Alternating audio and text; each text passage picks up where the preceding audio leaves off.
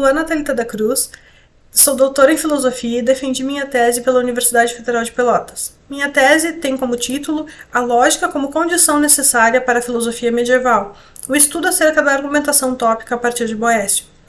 Esse estudo foi desenvolvido sob a orientação do professor Dr. Manuel Vasconcelos, e ele parte da ideia de que a lógica medieval funciona como condição necessária não apenas para teorias lógicas medievais, mas para a filosofia desenvolvida durante o medievo como um todo, incluindo teorias que não tratam de aspectos lógicos explicitamente. As teorias lógicas medievais são muitas e bastante variadas, de modo que não se pode falar de uma única leitura lógica que seja utilizada de modo homogêneo por todos os filósofos medievais ou que tenha sido popular entre muitos dos filósofos escolásticos em um mesmo formato. Desse modo, ao analisar a possibilidade da lógica como condição necessária para a filosofia medieval, um recorte foi necessário.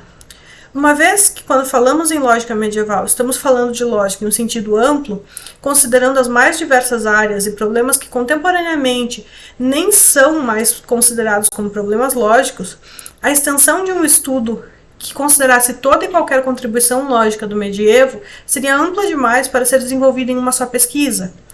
Fez-se necessário, a fim de possibilitar o estudo a que me propus, delimitar uma teoria específica para a análise de seu desenvolvimento e de sua influência em outras áreas da filosofia medieval. Ao longo da minha pesquisa, utilizo a teoria das inferências tópicas como fio condutor para o estudo proposto. A teoria dos argumentos tópicos foi escolhida como fio condutor porque esse tipo de argumentação já possui um breve mapeamento na filosofia medieval que podemos acreditar principalmente a Stan. Segundo esse mapeamento, sabemos que a interpretação latina dos tópicos é encontrada primeiramente em Boécio e que essa teoria sobrevive todo o período medieval até ser completamente absorvida no final da escolástica no que chamamos de teoria da consequência. A teoria dos tópicos trata de um aspecto dialético da lógica aristotélica e é encontrada quase que completamente no Tratado Tópicos de Aristóteles. Ainda que os tópicos originalmente sejam uma proposta de argumentação dialética que pressuponha duas partes opostas propondo argumentos, o que chega ao mundo latino medieval não é uma descrição pura da argumentação tópica aristotélica. Boécio, como tradutor e comentador, não se restringe à repetição do que foi anteriormente exposto por Aristóteles nesse tratado. Isso ocorre em parte devido ao período em que Boécio viveu, ao modo como tradicionalmente se comentava um texto filosófico e a uma mistura de influências tardo-antigas que afetam Boécio e seus escritos. O resultado dos estudos de Boécio sobre os tópicos é um comentário mais fiel ao Tópica de Cícero e uma tentativa de harmonização dos tratados de Aristóteles, de Cícero e da interpretação de Temístio sobre os tratados de Aristóteles. A interpretação harmônica desses três escritos é o que Boécio chama de argumentação tópica dialética, e é isso que ocupa os 3 primeiros livros do seu comentário. Há diferenças suficientes entre o Tratado de Aristóteles e a leitura boeciana para sabermos que a argumentação tópica que chega ao medievo parte de Boécio. Dessa forma, ao tratar de argumentos tópicos ao longo do medievo, o que se está analisando não é o texto aristotélico em si, mas a leitura de Boécio sobre o assunto.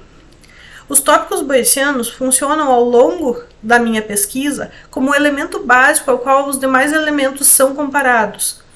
Não utilizo o tratado original de Aristóteles para esse papel, porque a argumentação tópica que é utilizada durante o período medieval vem da interpretação de Boécio e não da proposta original de Aristóteles. Além da harmonização dos 3 tratados que mencionei, Boécio ainda comenta o texto através da lente de influências tardo-antigas apropriadas para a época de seus estudos. Influências essas que incluem as lógicas estoica, peripatética, megárica e a leitura neoplatônica. Dada a importância da teoria das inferências tópicas para o período e seu claro ponto de partida na interpretação de Boécio e ponto de chegada na absorção pela teoria das consequências, é possível analisar os desenvolvimentos das inferências tópicas a partir da leitura de Boécio e como ela se desenvolve ao longo do medievo. É possível encontrá-la em outras argumentações. Utilizo o capítulo 1 para apresentar a teoria das inferências tópicas a partir de Boécio, contrastando sua leitura inicial com a proposta aristotélica. É a partir da interpretação de Boécio que eu faço esse estudo, que eu conduzo esse estudo proposto na minha tese, de modo que meu primeiro capítulo é dedicado a estabelecer onde Boécio diverge de Aristóteles. No capítulo 2, considero algumas das influências na interpretação de Boécio. Mais especificamente, considero que esses aspectos de influência estoica, peripatética, na lógica, como Boécio a compreende, ocorre não especificamente em Boécio, mas no modo como a lógica de termos chega ao século V. É uma lógica de termos que é imersa em um conjunto de leituras contrastantes que explicam certas divergências da lógica de termos que encontramos em Boécio e da lógica de termos aristotélica. Ressalto ainda a influência de Porfírio e destaco, a fim de ter claro o que pertence à autoridade de Porfírio, que, em particular, Porfírio influencia Boécio através da leitura histórica de certos aspectos que encontramos em Isagoge e que não são logicamente desenvolvidos da mesma forma, por exemplo, na tradição árabe. Mais especificamente, aponto a lista de predicáveis de Aristóteles, Porfírio e Boécio para destacar quando autores, como por exemplo Tomás de Aquino, recorrem à autoridade específica de Boécio ao utilizar a sua interpretação desta lista. O capítulo 3 apresenta um estudo não exaustivo da lógica medieval islâmica, considerando em particular as interpretações de Alfarabi, Avicena e Averroes em relação aos argumentos tópicos. Uma vez que minha argumentação nessa tese se apoia na ideia de que a linguagem filosófica medieval está entrelaçada com uma linguagem lógica, pois a lógica é um dos pilares no qual os argumentos filosóficos se apoiam, essa linguagem ela pode ser derivada de duas tradições interpretativas claras, a tradição latina cristã e a tradição islâmica, sendo que ambas as tradições são escolas lógicas fundamentalmente aristotélicas. Nesse capítulo, além da apresentação da leitura tópica islâmica, chama atenção para as divergências e convergências entre a interpretação de Boécio e a lógica de Avicena. No capítulo 4, de modo a deixar ainda mais claro minha tese central, recorro à filosofia de Tomás de Aquino como exemplo final para a análise da utilização dos argumentos tópicos boecianos na filosofia medieval. Em particular, considero o Tratado das Virtudes de Tomás de Aquino, apontando bases lógicas e bases tópicas que dão força à argumentação metafísica e moral que o filósofo defende nesse tratado. A escolha de Tomás de Aquino e de seu Tratado das Virtudes para o meu estudo, na minha tese, se deu devido ao fato de que Tomás de Aquino não é um filósofo de renome na lógica. E uma vez que esse tratado ele não tem um aspecto, não tem um interesse na lógica, e sim na moral e na metafísica.